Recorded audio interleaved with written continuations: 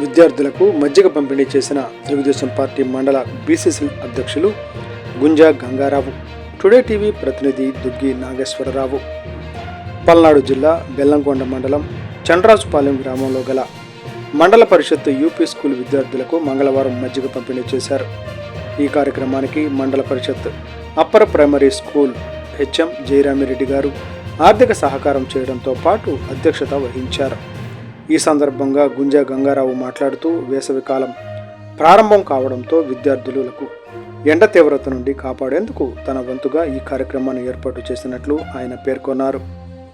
ఈ సందర్భంగా మండల పరిషత్ యూపీ స్కూల్ ప్రధాన ఉపాధ్యాయులు జయరామిరెడ్డి గారు ఈ రోజు నుండి స్కూల్ సెలవులు ఇచ్చే వరకు ప్రతిరోజు ఈ మజ్జిగ పంపిణీ కార్యక్రమాన్ని నిర్వహిస్తున్నట్లు, దానికి తన సహాయ సహకారాలు అందిస్తానని ఆయన పేర్కొన్నారు.